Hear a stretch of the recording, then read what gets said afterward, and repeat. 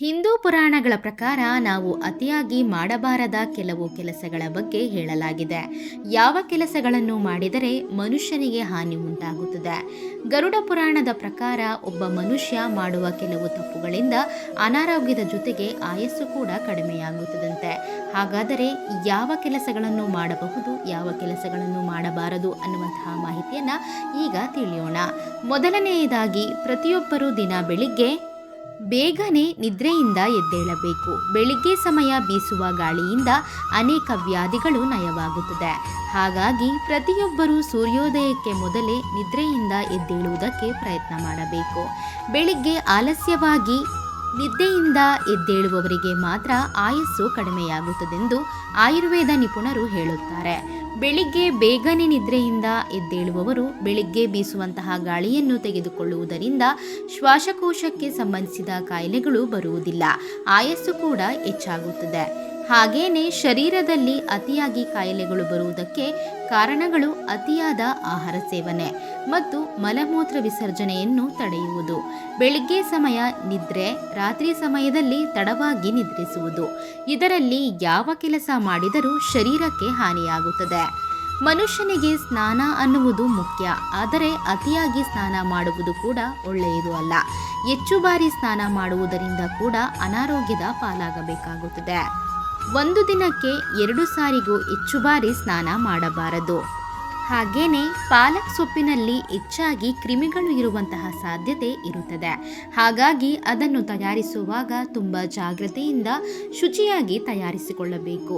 ಇಲ್ಲವೆಂದರೆ ಅದರಲ್ಲಿ ಇರುವಂತಹ ಕ್ರಿಮಿಗಳು ಬ್ಯಾಕ್ಟೀರಿಯಾಗಳಿಂದ food poison ಆಗುವಂತಹ ಸಾಧ್ಯತೆ ಇರುತ್ತದೆ. ಒಬ್ಬ ಮನುಷ್ಯನಿಗೆ ನಿದ್ದೆ ಕಡಿಮೆಯಾದರೂ ಹೆಚ್ಚಾದರೂ ಅದು ಪ್ರಮಾದವೇ. ಇದರಿಂದ ಅನೇಕ ಅನಾರೋಗ್ಯ ಸಮಸ್ಯೆಗಳು ಬರುತ್ತವೆ.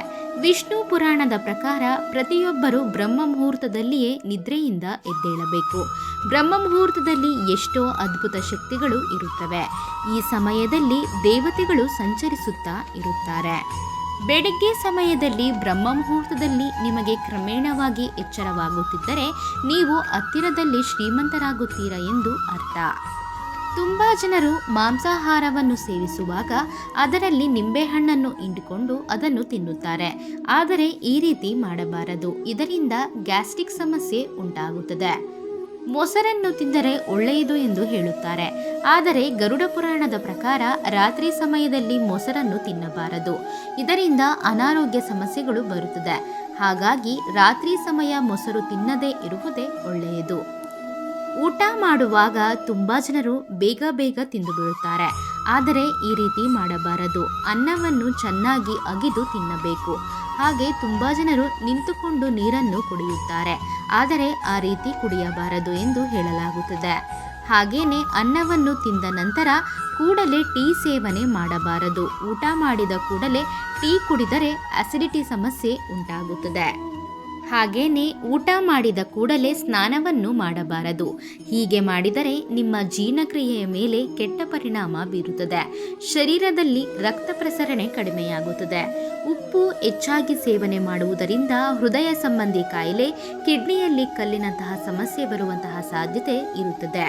ಒಂದು ವೇಳೆ ನಿಮ್ಮ ಮನೆಯ ಮುಂದೆ ಕಾಗೆ ಬಂದು ಕಿರುಚುತ್ತಿದ್ದರೆ ನಿಮ್ಮ ಮನೆಗೆ ಬಂಧುಗಳು ಬರುತ್ತಾರೆ ಎಂದು ಅರ್ಥ.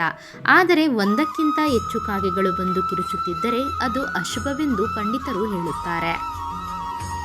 ಧನ್ಯವಾದ ಸ್ನೇಹಿತರೆ. ಈ ಮಾಹಿತಿ ನಿಮಗೆ ಇಷ್ಟವಾಗಿದ್ದಲ್ಲಿ ಮತ್ತಷ್ಟು ಇಂತಹ ಉಪಯುಕ್ತ ಮಾಹಿತಿಗಾಗಿ ನಮ್ಮ ಚಾನಲನ್ನು ಸಬ್ಸ್ಕ್ರೈಬ್ ಮಾಡಿಕೊಂಡು ಹಾಗೆ ವಿಡಿಯೋಗೊಂದು ಲೈಕ್ ಮಾಡಿ.